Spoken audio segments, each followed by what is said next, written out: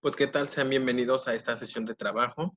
El día de hoy vamos a abordar el contenido, propósitos y modalidades del trabajo en la educación preescolar.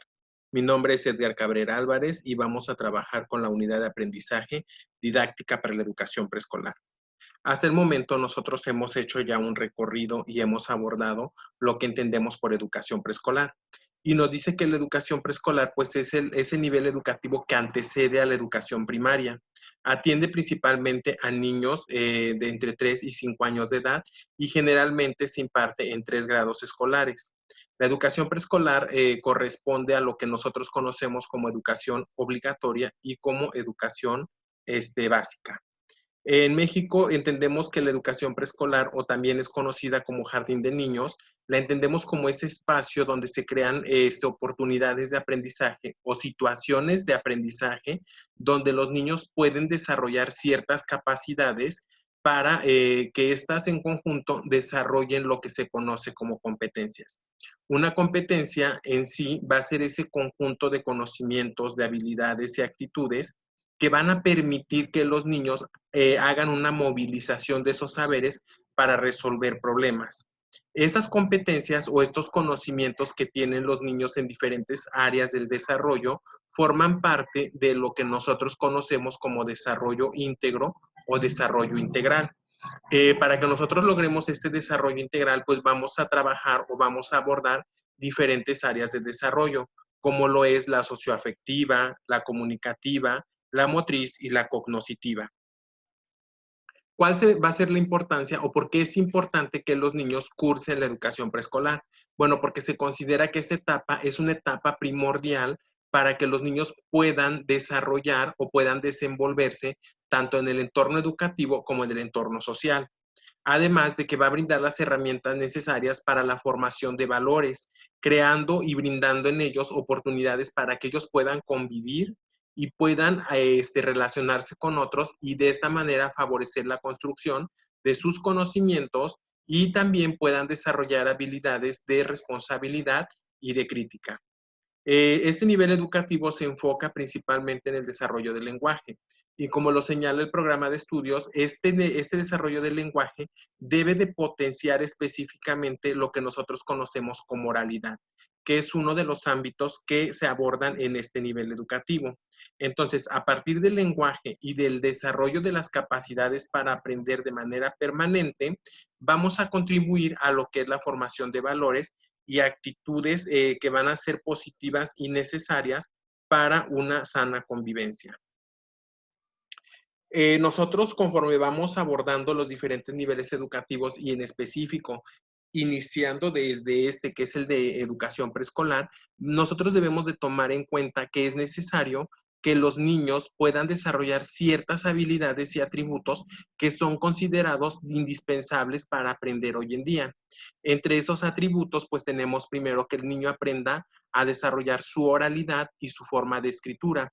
Es decir, que esta escritura no va a representar ya un sistema de escritura como tal, un sistema de escritura formal, sino que ellos empiecen a tener el primer acercamiento con la escritura en el sentido de que a partir de un garabato, a partir de un dibujo, ellos puedan representar una idea de manera escrita. ¿Por qué? Porque todo lo que ellos escriben, todo lo que ellos rayan, todos los garabatos que ellos trazan, forman parte de ese sistema de escritura. También debemos de propiciar que ellos aprendan a colaborar entre redes de comunicación. ¿Y eso cómo lo vamos a lograr? Pues lo vamos a lograr a partir de los diferentes ambientes de aprendizaje que construimos en el aula. Debemos también de desarrollar en él la agilidad y la forma de adaptarse a los cambios, la capacidad para recuperarse, algunas actitudes como la empatía, la autorregulación, la esperanza y el optimismo. Y sobre todo en ellos que empiecen a trabajar lo que son las cuestiones de la visión. ¿Qué quiero ser cuando sea grande? Lo que son los planes y lo que son las ideas o sí, los planes que se plantean para futuro. También debemos de que con las actividades que se desarrollan en el aula, propongamos y promovamos en ellos el desarrollo de la curiosidad y la imaginación. Para que nosotros podamos lograr todos estos metas, todas estas características o todas estas potencialidades en el menor, es necesario que nosotros transitemos y que abordemos diferentes situaciones de aprendizaje desde los diferentes propósitos de la educación preescolar. Y esos propósitos, pues, a grosso modo, nos señalan lo siguiente.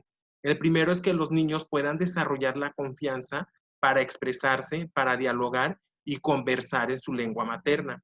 Aquí debemos de tener mucho cuidado que debemos de empezar primero a trabajar y a potenciar lo que es la lengua materna, para que después, de acuerdo a las posibilidades de aprendizaje, podamos introducir lo que es una lengua adicional que pudiera ser el inglés. También en este propósito se pretende que los niños empiecen a desarrollar el interés y el gusto por la lectura, es decir, que no van a hacer una lectura formal, sino que empiecen a hacer una exploración libre y guiada de los diferentes acervos culturales. Para esto también se requiere que se les dé la oportunidad de que ellos practiquen la escritura y reconozcan algunas propiedades de este sistema de escritura.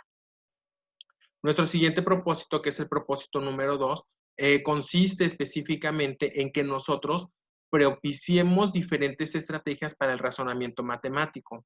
Es decir, que permitamos que los niños se involucren en situaciones donde cuenten y donde usen los números, donde empleen diferentes datos para resolver un problema y utilicen y prueben estrategias y procedimientos propios.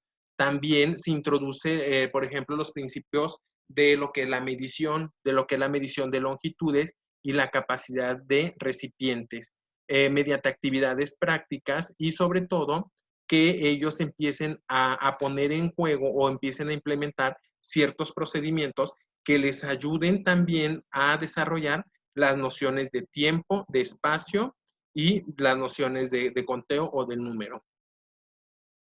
Un tercer propósito para este nivel educativo es que nosotros dejemos que el niño experimente, que desarrolle ese interés por observar lo que sucede en su entorno, sobre los seres vivos, que aquí, ojo, porque este nuevo programa de estudios ya no requiere que el niño responda preguntas, sino que el niño aprenda a formularse preguntas, que compare, que registre información y que elabore explicaciones sobre lo que observa en su entorno.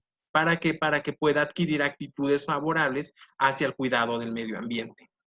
Otro de los propósitos es que ellos también puedan apropiarse, puedan desarrollar ciertos valores y principios necesarios para la convivencia, para la vida en sociedad, para que pueda establecer una interacción responsable basada en el respeto, en ese respeto de las características de los derechos, del ejercicio de las responsabilidades, de la justicia, que forman parte justamente de una convivencia sana, armónica y respetuosa.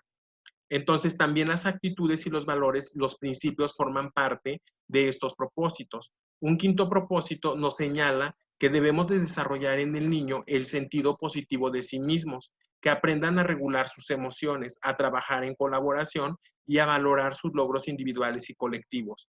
Es decir, que empiecen a utilizar el diálogo como una herramienta o como una estrategia para la resolución de problemas, porque cuando ellos empiezan a utilizar el diálogo, entonces empiezan a desarrollar y empiezan a actuar con iniciativa, con autonomía y con la disposición permanente para aprender. El sexto propósito señalado para el nivel de preescolar nos dice algo muy importante, que vamos a usar la imaginación, la fantasía, la iniciativa y la creatividad. ¿Por qué? Porque a partir de estas habilidades o de estos estados, vamos a permitir que los niños expresen sus ideas, sus emociones, sus sentimientos a partir de diferentes lenguajes artísticos. ¿Cuáles van a ser las áreas o cuáles son estos lenguajes artísticos? Pues en la música, las artes visuales, la danza y el teatro. Y también vamos a promover ciertas situaciones de aprendizaje o experiencias formativas donde el niño aprenderá a tomar conciencia de las posibilidades de expresión, de movimiento, control y equilibrio de su cuerpo, así como sus limitaciones. Sobre todo, que ellos aprendan a practicar acciones para el cuidado de la salud individual y colectiva, para preservar y promover una vida saludable. Entonces, estos son los propósitos que nosotros vamos a establecer para el trabajo en educación preescolar. Cuando nosotros logramos trabajar esta manera de que los niños puedan desarrollar ciertas capacidades, pues entonces nosotros también vamos a tener la certeza de que podamos trabajar con ciertas capacidades o con ciertas habilidades y de esta manera pues hacer que podamos nosotros introducir en el trabajo del aula ciertas modalidades de trabajo. ¿Y cuáles son las modalidades de trabajo que nosotros vamos a implementar en el aula? Pues son 4 modalidades. La primera es el método de proyectos, los centros de interés, y también vamos a trabajar mediante talleres o mediante lo que son los rincones de trabajo. Todas estas modalidades o estas 4 modalidades que se trabajan principalmente en educación preescolar se le conoce como métodos globalizados. La principal característica de estos métodos globalizados es que el niño decide cómo y cuándo trabajar. El niño decide cómo y quiere desarrollar esta actividad en el aula y sobre todo lo más importante en estas metodologías de trabajo para preescolar es que los niños se centran en la parte o son la esencia del proceso de enseñanza-aprendizaje. La primera metodología que vamos a abordar es la metodología de proyectos. El método de proyectos o de ABP, del aprendizaje basado en problemas, pues consiste esencialmente en eso, en que nosotros podamos desarrollar situaciones que nazcan de lo que el niño desea aprender, que nazcan de los intereses o de las motivaciones que tiene por aprender algo. La metodología que se utiliza en este método de proyectos, pues es principalmente un trabajo cooperativo y un trabajo colaborativo. ¿Por qué? Porque de esta manera se está trabajando con un enfoque por competencias. Entonces, cuando nosotros trabajamos de manera colaborativa y de manera cooperativa, el niño aprende a interactuar con los demás, empieza a generar o darle un sentido social al aprendizaje. Y cuando se tiene este sentido social del aprendizaje, entonces nosotros desarrollamos competencias, las cuales van a ser de diferentes tipos, como ya lo mencioné, y todas ellas van a promover que el niño tenga un desarrollo integral. Entonces, ¿cuáles son las principales habilidades cognitivas que se desarrollan a partir de este método? Pues se desarrolla lo que es la creación, la evaluación, el análisis, la aplicación, la comprensión y sobre todo que ellos aprendan a recordar lo que están trabajando. ¿Cómo van a lograr estas diferentes habilidades cognitivas?